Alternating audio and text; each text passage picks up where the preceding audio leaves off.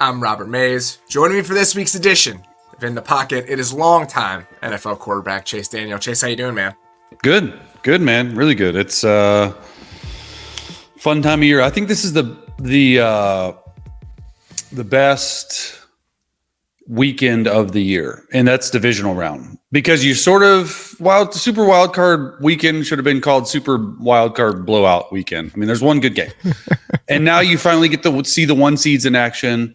Now you get to see everything come together, and I mean, there's some really good matchups. So I'm looking forward to this weekend for sure. It's my favorite football weekend of the year because you only have 4 games to focus on, which is fantastic. And the 4 games typically include the best teams in the NFL. Look at specifically the AFC, which we're going to get to a little bit later on the show. We were talking last week, how many guys would you take over CJ Stroud right now? And the list is not very long. And the 3 guys definitively that I think you would put ahead of him on that list are Mahomes, Josh Allen, and Lamar Jackson. Well, those are the other 3 guys that are going to be playing in the AFC divisional round with CJ Stroud this weekend. So those 4 matchups, even if the Texans are not as far along in their team building process, they're not technically a wild card because they won their division, but they're a wild card in the AFC playoffs in terms of their place in the hierarchy. But even with considering that, their quarterback is playing at such a high level that you could argue those are the 4 teams you'd want to watch this weekend. And on the other side, even though the Packers were a wild card team, I think you still want to see Jordan Love playing this weekend based on what he's been doing recently. So there's a lot of good football on tap, and we're going to get into some of that a little bit later in the show. But I want to start with some news and some of the moments from the coaching carousel here over the last few days. This is a discussion I'd wanted to have with you even when I was thinking about him potentially leaving New England, and that's about Bill Belichick and his future. So Bill Belichick interviews with the Falcons this week, which is crazy in and of itself to read that. The Falcons have completed a head coaching interview with Bill Belichick. First of all, how does that go? What is a head coaching interview with Bill Belichick like? Well, like why the Falcons? Like, the second he was let go or fired or mutually parted ways, whatever, he was linked to the Falcons. I don't get it. I don't get it. You got 3 good offensive pieces. I get that. There's no quarterback. Their defense is just average. And I mean, they're in a winnable division. I guess that's it. I don't know. And when I first heard it, I was like, oh yeah, I'm sure he flew all the way down there and went in person and did a whole interview. And they asked him, yeah, right. No, I thought it was hilarious, honestly, how the Falcons were like, in one sentence, we have interviewed Bill Belichick for head coach on their Twitter. And I was just like, oh, that is going to make its rounds. It's got like 15 million views now. And this is how I sort of see it went down and see it happening. Arthur Blank flies up on his jet to New England area where Belichick is at, and Belichick interviews him. That's how I see it. You don't interview the best coach of all time. I'm sorry. Like, he's just stuck in his ways. He's like, Belichick's probably like, okay, come to me. What do you guys have to offer? How much are you going to pay me? What are our pieces? Am I going to have control over the roster? All that stuff. So coaches like that, which they don't come around very often, if ever, like this, to go in an interview. I bet that's how the interview went down. And then the Falcons announced yesterday, too, that they had interviewed Jim Harbaugh. And I guarantee it was the same thing. Jim Harbaugh's interviewing them. So there's sort of coaches up there in this little atmosphere that you don't really get interviewed. You interview the people, and you interview the owners, and you interview the GMs if there's GMs there. So it was hilarious when it came out. And my first thought was like, first of all, Belichick interviewed you. Second thought was like, why the Falcons? I think the Falcons, maybe because they have an urgency to get this done. They're probably going to pay him a decent amount of money. Arthur Blank is in his 80s. I don't think they would have moved on from Arthur Smith just to make a lateral decision or a lateral move to another coordinator, let's say. I assume that they were going big game hunting in this process, and Bill Belichick was one of the names that may have been on their minds. Going back to him interviewing them part of this, I don't think that's how it should go. Based on how things ended in New England and based on how the last few years went, if I was going to hand my team over to Bill Belichick at this stage of his career, I'm going to be honest with you. I got some questions. I got some questions about how the quarterback was developed there. I got some questions about who his offensive coordinator is going to be. I've got some questions about his roster values and how that roster was built in New England over the last couple years. So if that really was the case, and we don't know the answer to this, but if that was the dynamic where Bill Belichick is the one that's asking Arthur Blank about the franchise in order to vet him, I think that's the first misstep in this, because I would have some very real questions if I was going to hand my team, which even if it's not complete, still has some young pieces, still has some room to grow, still has some decent offensive weapons. And I think realistically, with the right quarterback, would have some aspirations to win the NFC South next year. I absolutely would have some real questions for Belichick as to what his plan was for how he was going to get me to that place, no matter what the 25-year history of his time with the Patriots looks like. That's interesting. I mean, I can see it both ways. But when you're the best and the greatest head coach of all time, like, he's going to get the all-time win record. He'll go down as the number one best head coach of all time. I don't know. First of all, I don't know if Belichick would. First, okay, let's just rewind.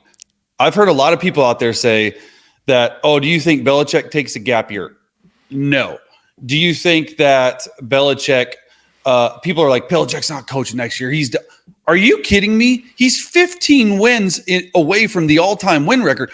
The dude is coaching. He's too old to take a gap year. Well, Sean Payton's like 10 or 15 years younger than him. So let's just dismay all of that. And secondly, I think Sean Payton enjoyed his time on TV. I think Sean Payton enjoys himself a little bit more than Bill Belichick, period. I'm not sure Bill Belichick's going to be able to fill a free year of time away from football in the way that Sean Payton, I think, was pretty apt to do.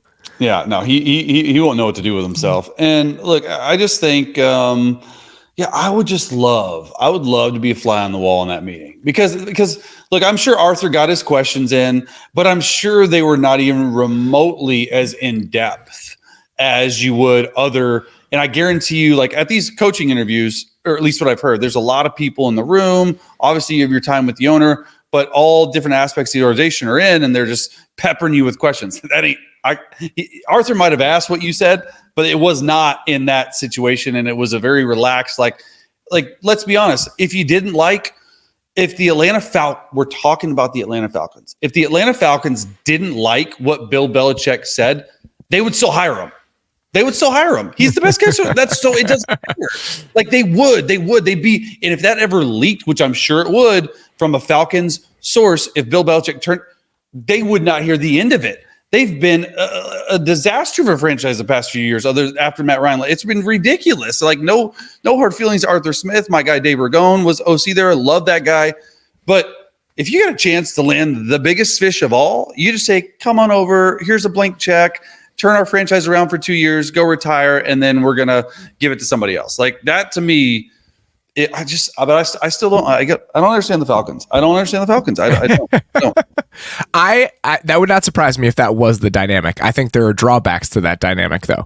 And beyond the questions that I just asked and what's going to happen offensively and where they're going to find the quarterback, what that process is going to look like. And I honestly think that if Bill Belichick does come, to me, and I might be reading the tea leaves wrong here, it seems like that would indicate that they would probably try to go a veteran quarterback route rather than developing a quarterback. You have to. Yes. Yeah. And honestly, I think that Russell Wilson and Bill Belichick? I mean, Kirk Cousins is potentially available. I mean, there are a bunch of different guys who theoretically could be on the market. Justin Fields? Well, Justin Fields is even closer to the young quarterback plan where I would have a little bit of question about the development based on what happened with Mac Jones. Even if we throw that out, even if we ignore some of the finer details there, what I wanted to ask you is that if you were a player in that building and you are somebody who's been there for a couple years, you're a 5-6 year veteran, Arthur Smith moves on, and for everything that Arthur Smith failed to do as head coach of the Falcons, I think that the relationship he had with his players was pretty darn strong. And I think that the players liked playing for Arthur Smith. It wasn't a situation where he had lost the locker room, anything like that. I think that Atlanta, again, a level of urgency where they really wanted to go take a swing at this. If you were one of those guys that had a pretty good time playing for the Atlanta Falcons for the last couple of years, and you heard that they were going to hire Bill Belichick, what would your reaction be? I hate it. Oh, I hate it. Like, like a 5-6 year vet.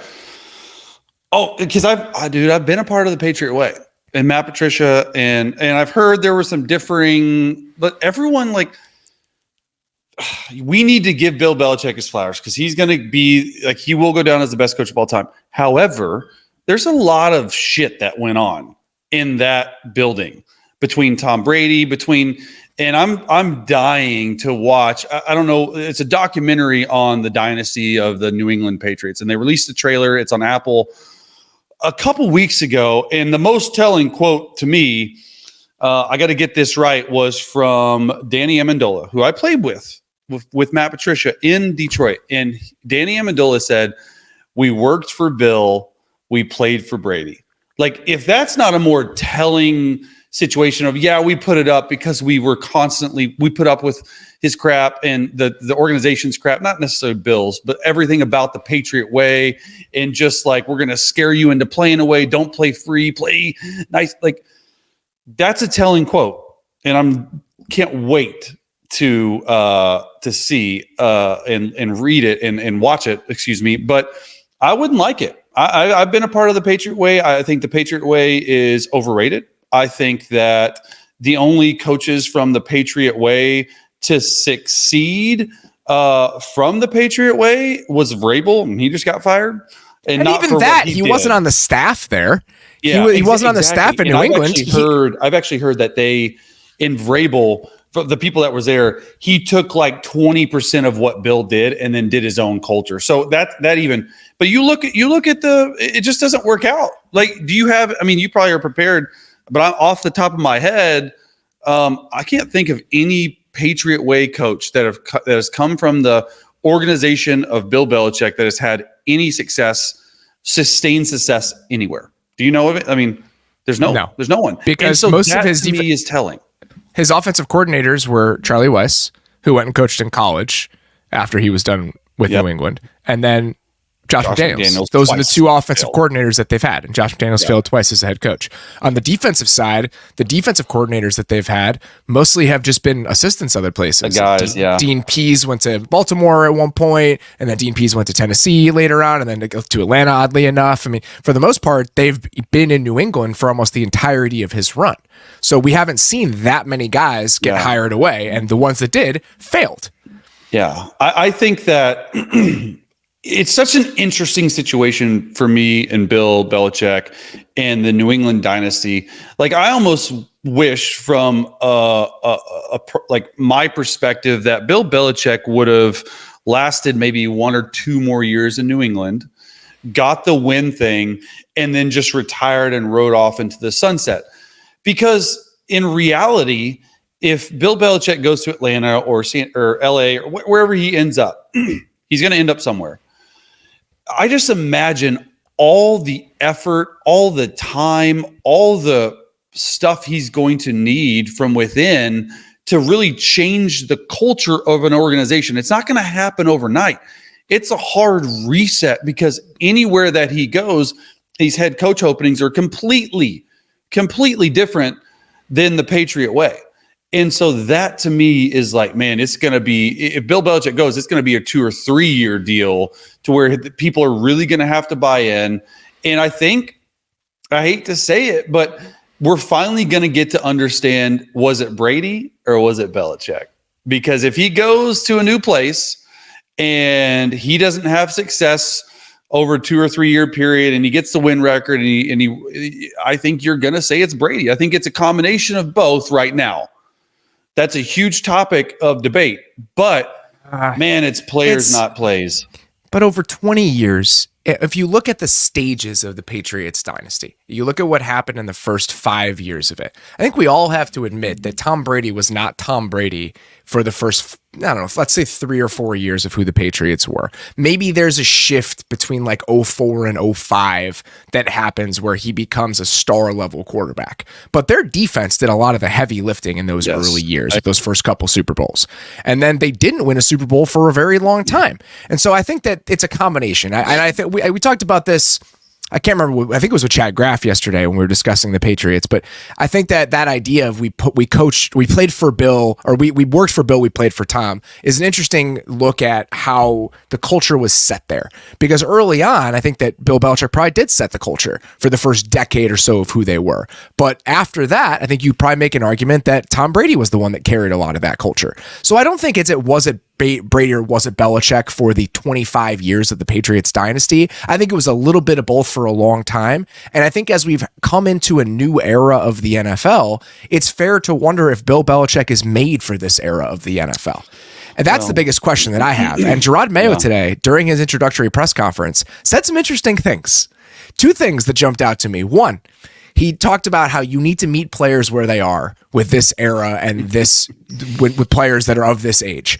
And I'm not saying that was a shot at Bill Belichick, but I think that is a declarative statement about what kind of environment I want to create within the building. I don't think you ever would have said or heard from Bill Belichick, yeah, you really need to get to know your guys and you need to form relationships with them and you need to really understand who they are on their level. It's all fear-based there. So I think, and again, in 2007, even 15 years ago, maybe that sort of mindset where you create this kind of Machiavellian feel over your entire organization, maybe that's okay. But now I don't think that's nearly as workable with this generation of players. So that's why I don't think it's a Belichick or Brady thing. I think just over time, things change. And as things have changed, I wonder if we've gotten further and further away from a type of player and a type of atmosphere within an NFL building where Bill Belichick can have that sort of control. Well, I think that's a great point. As things change and as times have changed, which they have changed even from when I was in 2009 to 2023, whatever, like he had Brady, so he didn't have to change. Okay, so like he was 219-64 with Brady. 78% of the time they won games. The 4 years post Brady where he hasn't changed, he hasn't gotten a quarterback to fill the role. Their defense, their personnel on offense hasn't been good. He's 29-38, one playoff appearance, 0 AFC East titles. So I do think that this times have changed. He hasn't been able to change with it. Now, it is a personnel issue. It is a quarterback issue. It is a offensive receiver perspective and stuff like that. But I do think that there's going to be some change needed, and there's going to be a need to hire a younger, innovative offensive coordinator, a younger, innovative defensive coordinator. Bill's always going to have his hand on the defense, but I do think there has to be some type of change for it to work. Bill can be the CEO type guy and lead with vision, but I think you got to be able to trust and to hire. You can't go into a new team and hire this Bill O'Brien guy or this Josh McDaniels guy. It's not going to work. And in fact, that would be the worst thing that could happen. You got to hire when Belichick is. You got to hire an innovative head or innovative OC and DC, in my opinion.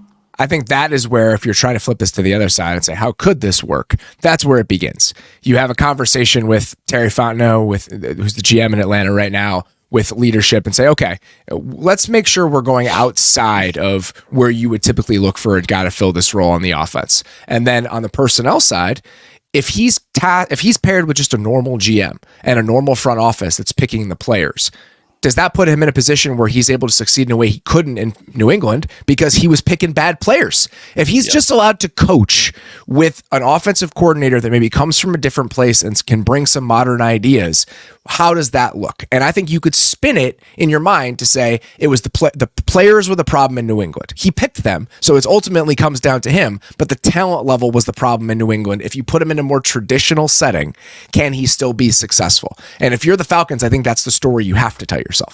Yeah, and that's you just answered my question when I asked when we started the show why the Atlanta Falcons, and you said Terry Fontenot, and I was with Terry Fontenot and Mickey Loomis in New Orleans, and Sean Payton was in New Orleans forever. Sean Payton is a massive Bill Parcells, Bill Belichick fan, and so I think they got enthralled, and Terry Fontenot might got enthralled, like, let's hire this guy. So that makes sense. Terry Fontenot's there.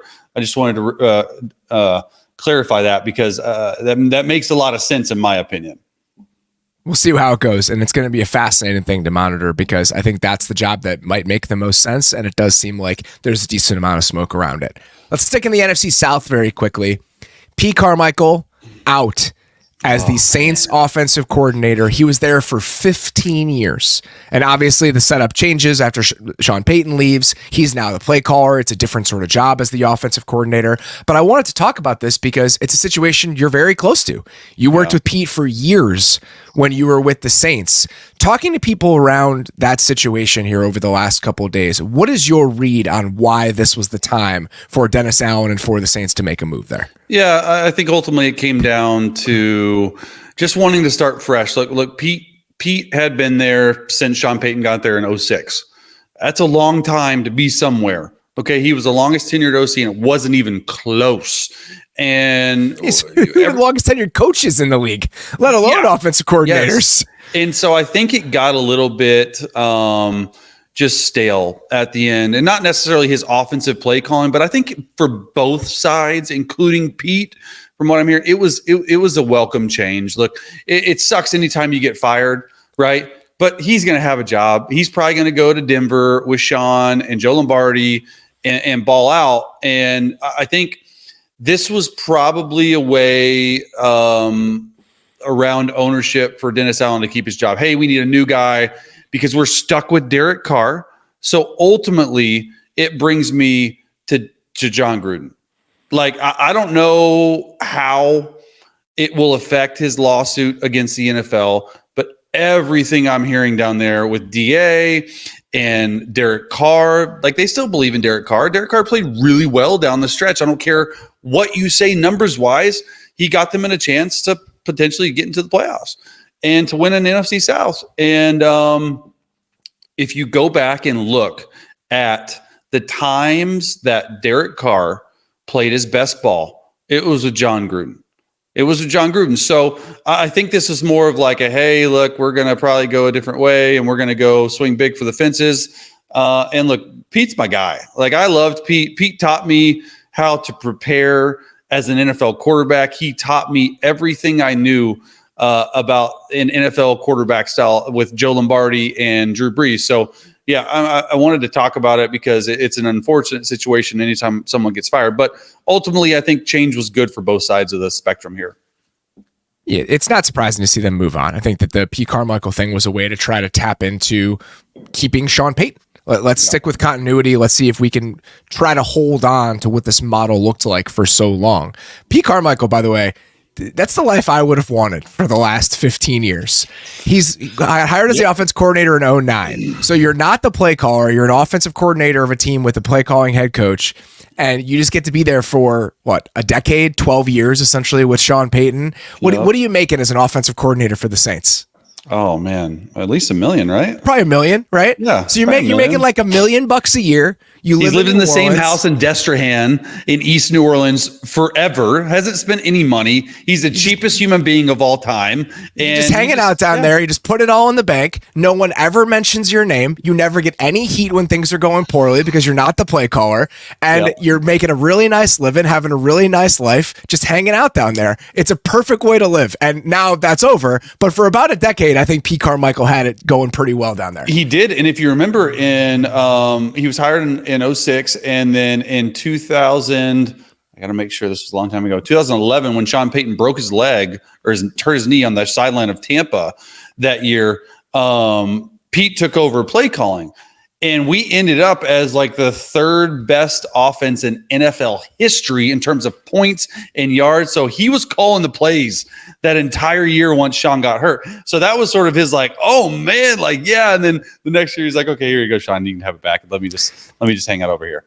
Before we get into the Gruden thing and what comes next, I'm curious, did he ever want to be a head coach? Was that a situation where teams would ask? He just didn't really aspire to it? Because when you have a guy who's that successful with offenses that have been really good for 8 to 10 years, you would have assumed he probably would have gotten more looks for a head coaching job over that time if he had wanted them. He never cared. He never cared about it. He loved his situation in New Orleans. He loved the people that he worked with. Respect that, man. When you had Drew Brees, like, there's just some people that are, and he's a very, very highly motivated guy. And you just, sometimes you find people that are like, I'm good, man. Like, I'm good. Like one thing, he's one of the brightest coaches in terms of X's and O's that I've ever been a part of. Finding mismatches, that was the secret sauce. Him and Joe Lombardi was the secret sauce in New Orleans when they were there. And I think with Pete, we call him Sneaky Pete. I'm just like flooding back memories of everything that Drew and myself and Pete did. But I think the thing with Pete was like he never really enjoyed talking to the team or a motivating type team. You know, some guys are different. They just want to stay in the shadows a little bit and just be X's and O's. And he never really enjoyed talking to the team. That's like all it is nowadays as an NFL head coach. So I think it suited him well to just sort of stick back and be an OC. I'll be curious what his role will be in Denver if he does end up there, because obviously Joe Lombardi is the offensive coordinator. Yeah. Johnny Morton, who was with Sean for years in New Orleans, has been all around. He's the passing game coordinator, and Davis Webb is the quarterback's coach. And Zach Strief is the O-line coach. Coach. So like, it's going to happen. I can see him like senior offensive analyst, something like that. Yeah. That would not surprise me at all. Yeah. So let's get to the Gruden part of this, because I do think that if you're trying to connect the dots, it does make a lot of sense because of how much Derek Carr succeeded under him. The question for the Saints is, how comfortable are the Saints taking on a guy who was fired for the reasons that John Gruden was fired? I mean, we think that that's going to come up again if he ends up getting the job there. All those emails that came out, the things that he said in those messages to Bruce Allen, the reasons that he got fired to be the Raiders head coach, those things haven't gone away. So that becomes a question of how comfortable the Saints are in hiring a guy with that background, and how comfortable they should be, and how comfortable we should be with that hiring. I think that from the Saints' perspective, this is just me talking about it and thinking about it. When you do something like Gruden did, and there have been people that have done things before that have sort of gotten forgiven, right, wrong, or indifferent, and they always get this second, sometimes third chances, right? I can name a lot of players or coaches in the past who have gotten second chances. Now, is it long enough from after that? I don't know. I mean, I think the Saints are going to have to deal with it. I think the Saints are probably, if they want to go this way, they're probably in lockstep with the NFL and what needs to happen, right? And they're probably going to get a PR plan around it. And I think at the end of the day, there's definitely going to be some backlash if it happens. And I think eventually it'll just go away. Like everything else in our culture seems to just go away. Right, wrong, or indifferent, that's how it probably is going to go. And with Gruden, I think outside of everything that has happened with him outside of football, I think it's a great hire. And I think the reason it's a great hire is you not only get an OC who's been in the league, called amazing, like his vision as an offensive coordinator should not be ever doubted. Like he is. I really liked watching those Raiders offenses over the last couple of years. I really liked watching them. So you get that, and then you get a certified head coach in the building. You get another head coach for Dennis Allen to lean on when things aren't going right, and when things are maybe being questioned from DA. It's just how is that going to work, right? DA and Gruden are tight. I don't know. And it makes too much sense. Now, I don't know if they're going to go that route, but if they were, this is Gruden's best chance, in my opinion, to get back into the league. And it sounds like the only other interview that they've set up so far, the one that I've seen, is that they're looking to interview Dan Pitcher, who is the quarterback's coach. They are interviewing Dan Pitcher, who is the quarterback's coach for the Bengals. And Dan has gotten a couple looks over the last couple of years. He is very well regarded in Cincinnati. I'm surprised he hasn't been a candidate for more open offensive coordinator jobs, including the one in Chicago, frankly. So not surprising at all to see his name potentially connected to this as well. Well, somebody else that you got to keep in mind is Joe Brady. I think that's an interesting name for me. He spent a ton of time in New Orleans when DA was there as a secondary coach, learning that style offense. It's gotten a lot. He was in LSU. Like connect the dots there. If Joe Brady wants to get back, I'm sure Joe Brady's going to get a chance to be full-time OC in Buffalo.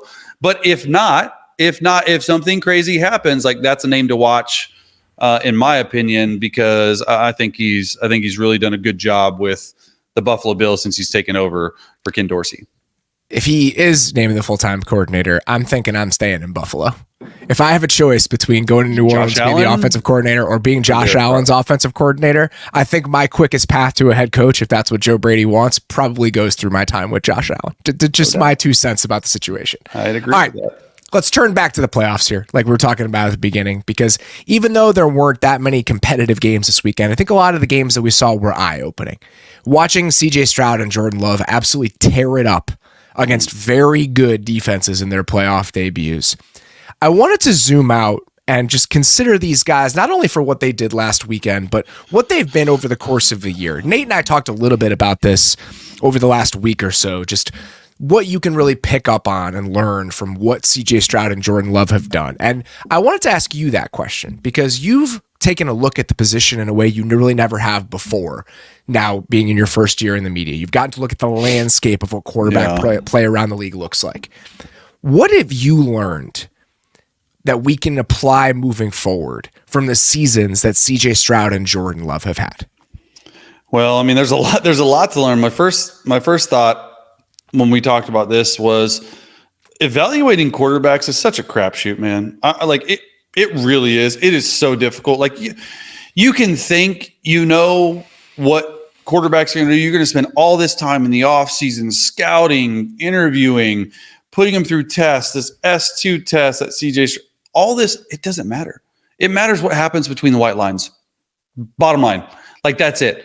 And even that doesn't always matter that much when you're evaluating these guys, because there's no position where context matters more. None. Yeah. And there's so many layers to the context, even in the NFL, where it's hard to evaluate how good guys are, let alone applying those layers of context to college, where there's even more complicating factors to the process. Yeah, I think the biggest thing between CJ Stroud and Jordan Love is how they got to where they are today. The biggest thing with Jordan Love is that he sat for 2 or 3 years behind Aaron Rodgers and learned, I don't know how many years, you can look it up, but and learned so many different things, 3 years, and learned so many different things about quarterbacking in general.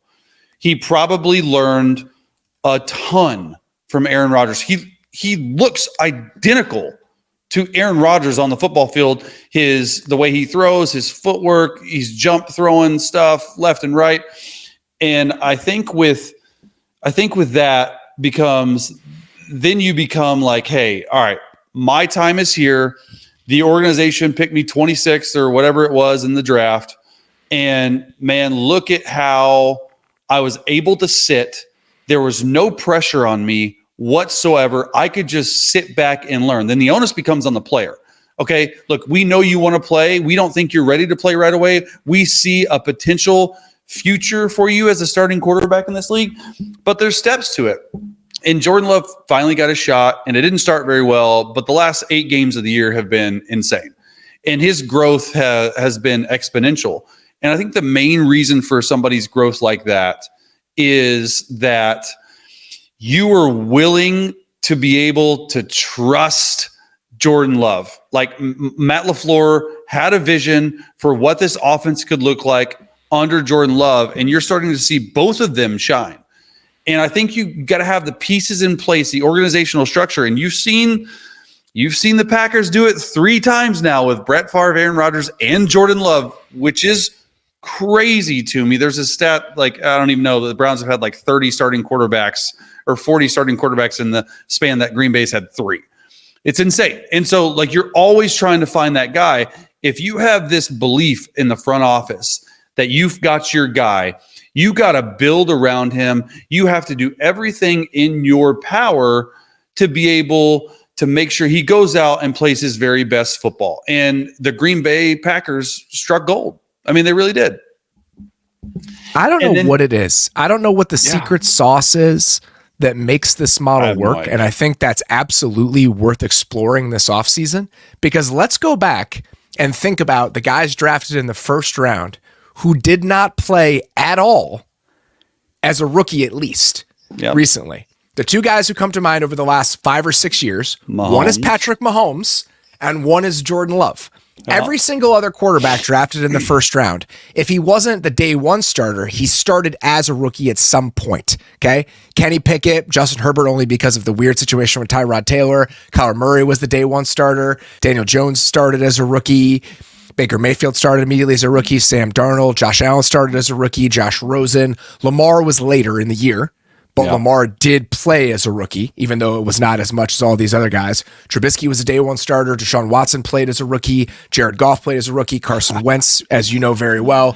Jameis Winston, Marcus Mariota. Blake Bortles, I can't remember if Blake Bortles. Oh my gosh.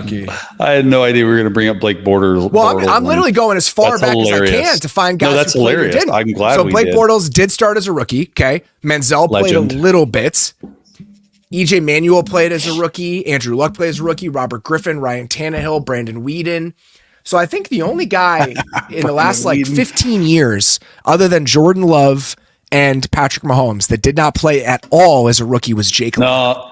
Yeah. Wow. That's wild. And if you remember Mahomes, it was the very last game of the year against Denver. That's right. That's played. Right. But it was one game. It was one game. It was one game. It still matters. It's one game. And Jordan Love has played before, right? Jordan Love has played one or two starts here and there. But I do think that's a funny story because I'm glad you forgot about the one Mahomes start with Jordan Love. I mean, he balled out in Denver and they sort of were like, okay, this is what we have. I remember a couple of those plays. He played with some backups.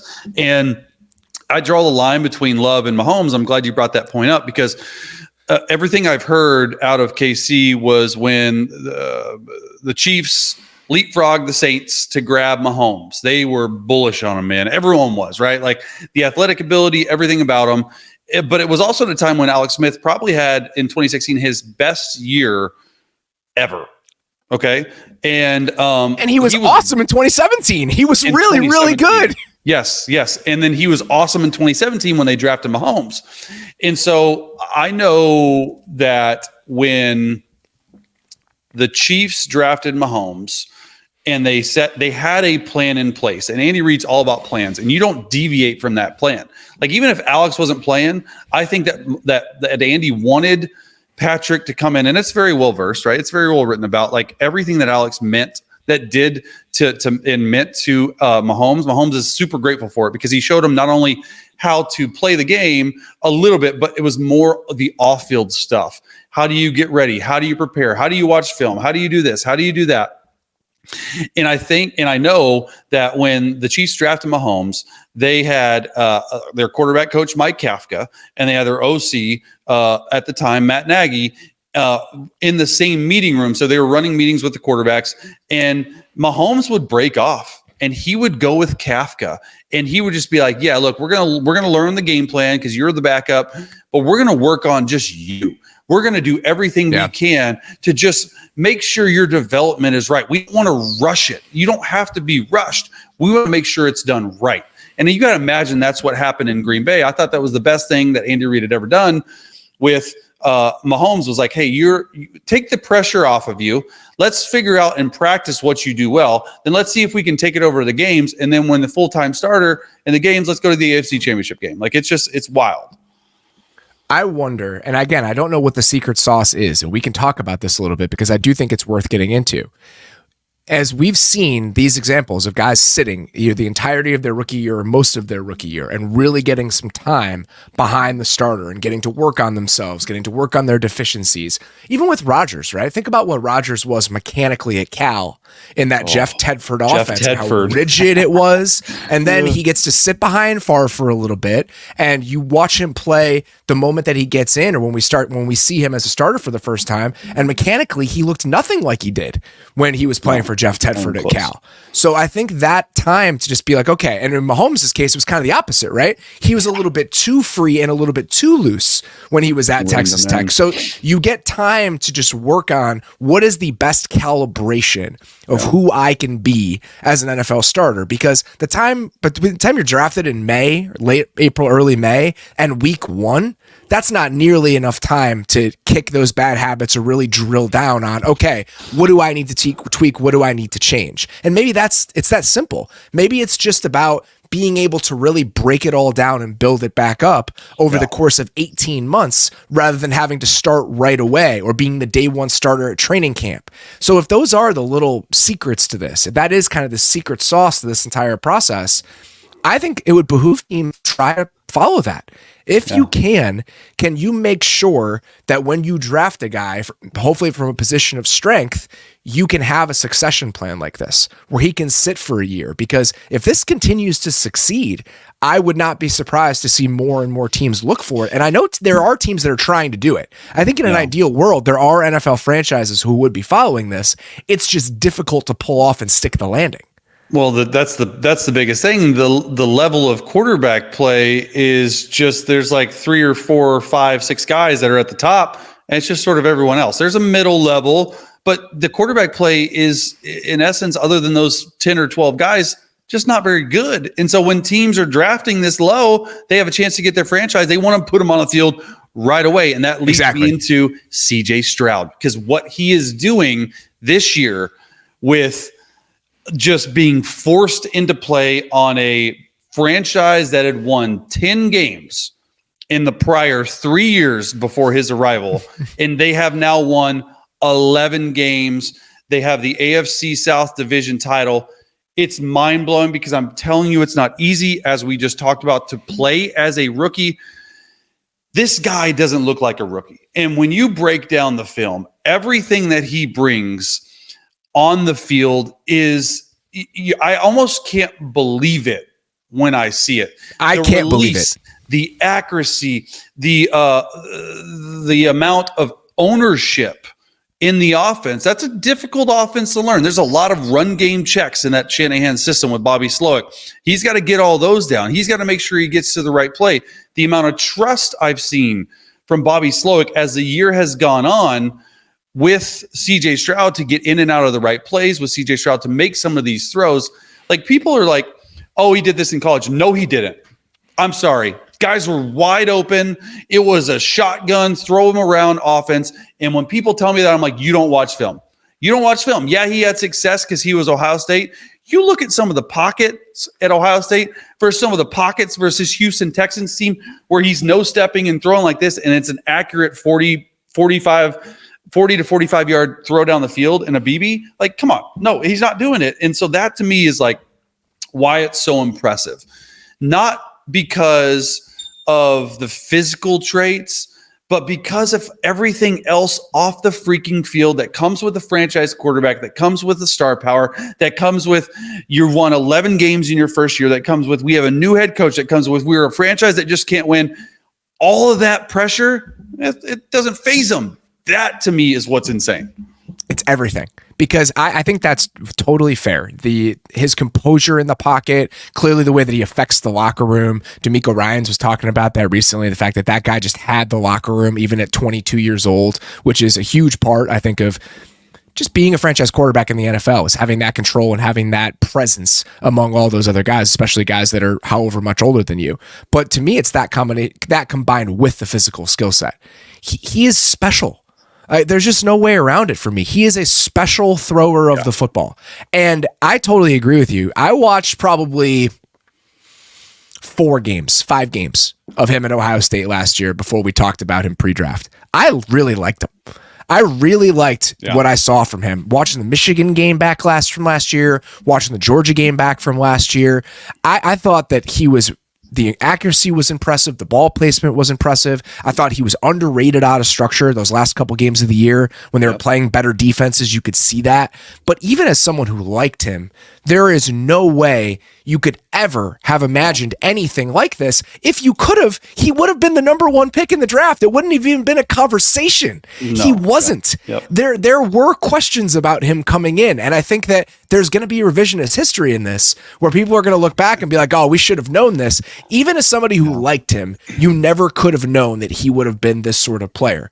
But he really does just look like the natural. Some of the things that he's doing are just different physically and with the football than other guys are capable of, and he did it right away. So like you just alluded to, there are different ways to do this, but I think it's important when we have guys like this who are standing out as rookies, aren't just functional, aren't just running the offense, but look like stars in their first full season as starters, we should keep our ear to the ground and try to figure out what we can learn from this sort of stuff. And I promise you that's what NFL teams are going to do from this. No doubt. And that's the crazy thing is, like, as a rookie, you're doing this as a rookie, like, you're overwhelmed as a rookie. You've been playing football for 2 straight years. You don't get a break. And he hasn't hit the rookie wall. In fact, he's breaking down the rookie wall. And that it's real. It really is real. And I do think that NFL franchises are going to be like, hey, like, what did we miss? Like, what, like, or Carolina, like, okay, look, they were the first 2 with Bryce Young and C.J. Stroud. And not to say Bryce Young isn't going to have a great career, because I think the situation he was put in Carolina was brutal from the get-go. But when you surround the pieces and you build every single thing around this guy, and you have the attitude and the awareness outside of the locker room within whoever you're dealing with, and being able to be the face of the franchise, it's just super special. And it's not normal. That's what we have to understand. It's not normal. Like, so many people miss on first round picks. You just alluded to them. They're not even, half those guys aren't even in the league anymore. And with what he's doing, it is special. I'm curious what his individual workouts with teams looked like, because that's the only place, as I've gone back and thought about this, of where he might have been able to show some of this stuff off, whether it was the off-platform stuff, whether it was the arm angle type of things that we've seen. I truly wonder what some of those on-field throwing workouts were, because he just seems like the type of guy who would just shine in that. And remember, he did well at the combine, but the combine is a little different than what they're going to put you through at a pro day workout. You're just throwing to guys from the pocket for the most part. I think that is my oh my God, I'm about to go on a tangent. That is my number one thing that I hate. You can't show anything in on-field workouts in shorts. You can show how strong your arm is. I hate the combine. I don't like the combine for reasons that guys are in their underwear showing off for scouts, for grown men. Okay.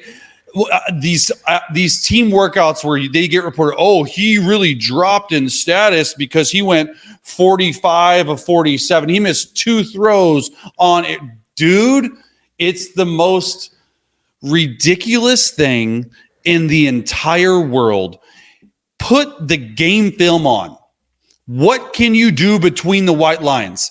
Is this the player you want? That's how I think that scouts miss the mark on these quarterbacks. They get so enthralled with what they do in their underwear at the combine, or what they do at a private workout when no one else can know. Dude, there's no one coming after you. There's no pocket. I think it is a data point. That's all. I think it's a data point.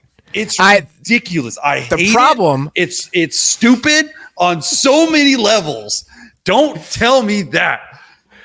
I don't disagree with you. I think the problem is in a situation like Zach Wilson, right? Where you have a guy who lights it up in that exact environment because he does have a really live arm, but then you watch him in college and he never had to deal with what would look like an NFL pocket for the entirety of his final season at BYU.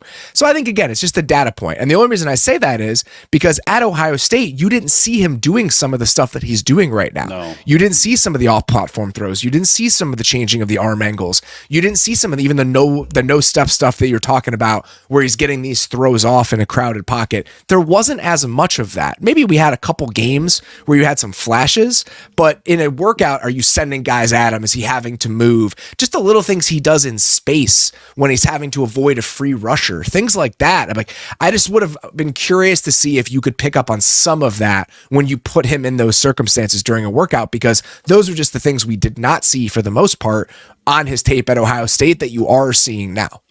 Yeah. I still think the combine and those workouts are dumb. Well, the combine is silly. The combine, you're just throwing to guys who are like running go routes. I literally watching his workout as you're talking just because I was curious. He's doing nothing. He's literally just dropping back and throwing to guys running down the field. And it's like how guys under pressure perform. Okay, first of all, you're just in front of a dome throwing to guys you've never thrown before. Of course, you're going to look like crap sometimes. And like, I don't know, we could do a whole show on that, dude. Well, guess what? The combine's coming. So you saved those takes. We'll be ready to go. Jeez. Last thing I wanted to talk about here. Again, the AFC side of the bracket is phenomenal. It's as good as you could hope for, especially with the quarterbacks. But we're also getting 2 rematches on that side. We've got the Texans going against the Ravens again, which was so early in the season it might not matter. And we have the Chiefs going against the Bills for the second time this year. So with those two rematches in mind, when you're playing a team in the playoffs and you've seen them again in the regular season, how does the preparation change? Well, it depends. When did these teams play? Ravens, Texans, I think was week 1 or 2. So Okay, very, so very early in the season, week 1, according to Beller. So it almost doesn't matter whatsoever. The Chiefs and the Bills was, I think, week 14, 15. It was later in the year. Just happened. Yeah. So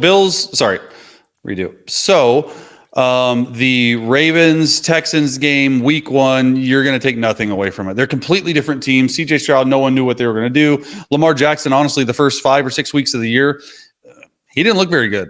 And there were some growing pains with Todd Monken and that offense. That was receivers were leading the league weeks 1 through 6 because I looked it up and I was on NFL Network about it in drop percentage, even over the Chiefs. So they have turned both franchises around. So you can't really learn a lot from that. So you're going to be studying the last 5 to 6 games, especially the playoff game as of late, to see what they're doing. You still got to be ready for the unexpected. I think that the Ravens are probably a little bit worried about that offense and CJ Stroud and what they're doing. Even though the Ravens have a really good, the best defense in the NFL, I think that it's going to be an interesting take. Now, when you go to the other side of the spectrum and you go Chiefs Bills, I think you can learn a ton from that game. And it's going to be part of the breakdown because it was week 14. And I think what you learn and what you see, the first thing as a quarterback, when we would have rematches, even divisional, forget about the playoffs, which is a whole nother level, but we were in the same division. We're playing the Broncos twice. We're playing the Chiefs twice or the Raiders twice. The first film breakdown that we would do when we came in on Tuesdays was we would break down and we would look at the rematch. If we're the Chiefs playing the Bills, the first thing that Patrick Mahomes, Matt Nagy, Andy Reid are turning on Tuesday is that first Bills game in week 14.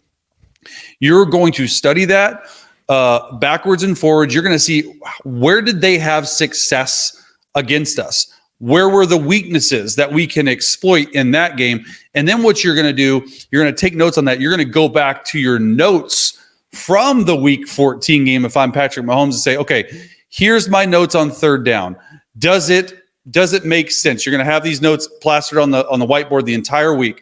And as you go through the last 4 games of the Bills, okay, are they the same defense or are they not? If they're the same, then you're really going to pay attention to these 10 or 12 pages of the notes that you took week 14 of the Bills in your preparation of the games and of personnel. It becomes really matchup oriented in the playoffs. And so when you're looking at that sheet, okay, here's the third down plan. It's almost like a cheat sheet. You can almost get started a little bit quicker. It becomes ingrained in your mind a little bit quicker. You have a better feel for what they're running defensively. There's always going to be these things that they throw at you that they're going to get away with. But I think that that's a big deal. And I think that's how coaches and players both look at these rematches.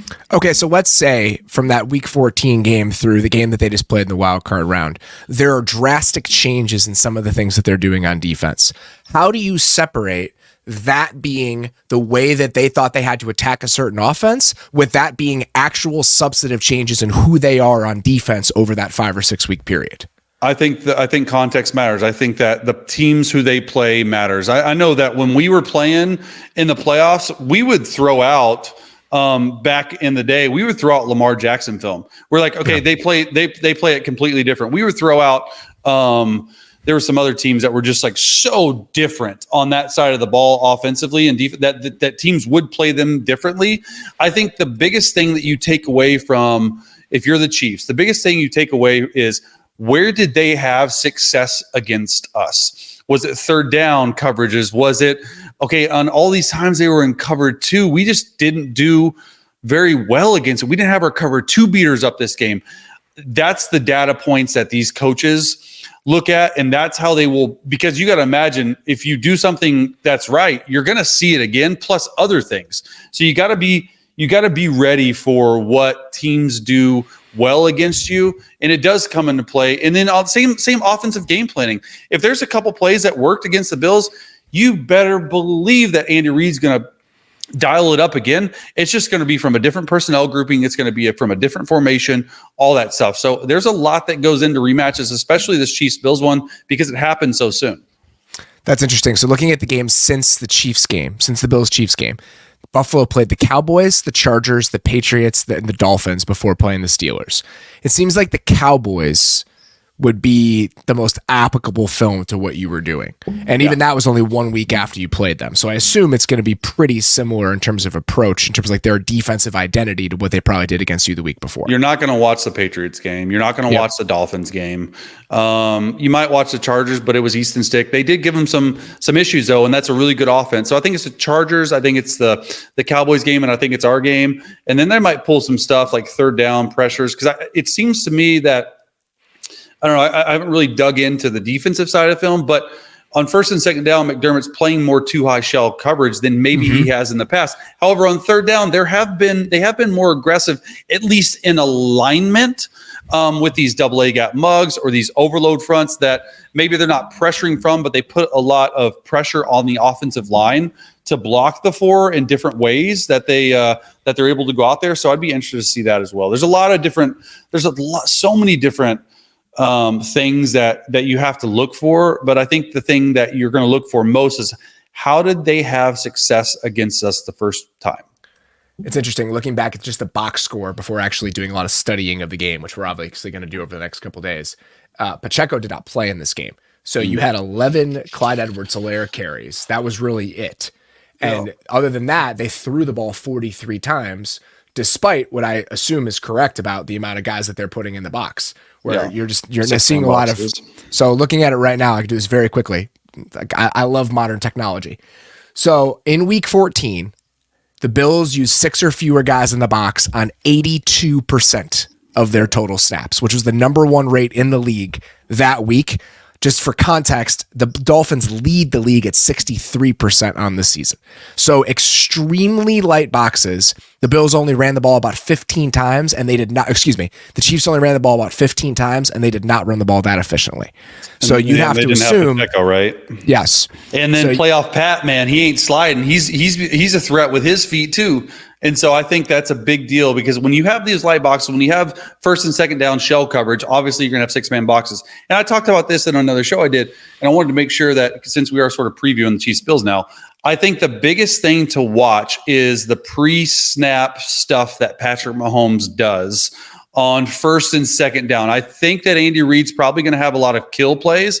What do those mean, Chase? Well, okay, they're going to have run, kill, pass, or pass, kill, run. That means if I have a run up, I want to make sure that I run it into a 6-man box. If it's not, then I'm going to change plays, kill it to a pass. Or we have a pass play up versus too high. Oh, we don't like it. Let's kill it to a run play. So I think that is, on a defense like this week, when they don't do a lot of crazy exotic stuff, you just have to have the right play on at the right time. I would expect that that's probably what they're going to do. Although I expected them in -6-degree weather last week to come out running the ball, and Mahomes was Mahomes and just threw the ball almost every single snap. So I don't want to get too far down this rabbit hole here, because this is exactly what I'm going to be spending the next 48 hours of my life. But the Bills played a lot more man coverage on early downs than they typically do. It was like almost a quarter of their snaps. And then they played more cover 2 on third down. So kind of flipping it on its head, where you're playing a little bit more man on early downs than they typically did. So that little, this is what you think we're going to do. This is what we're actually going to do. Harder to pull the wool over a team's eyes when you're doing it the second time around. So that little cat and mouse game between Andy Reid and Sean McDermott is going to be fascinating, and we will have plenty of time to dig into that over the next couple days. For now, that is all we've got. As always, sincerely appreciate you guys listening. Please check out everything else we've got on the Athletic Football Show feed this week. Dane Brugler, Mock Draft 2.0, 2 rounds, available on The Athletic. Him and Nate broke that down on Prospects to Pros this week. Highly encourage you guys to give that a listen. We did a little coaching carousel update about the Seahawks, Patriots, and the Washington football team with our team writers for all 3 of those teams. So if you guys want to go listen to that, that is available in your feed. And obviously our divisional round preview will be coming your way on Friday morning. Very excited to dig into that. For now, that's all we got. Appreciate you guys listening. We'll talk to you soon.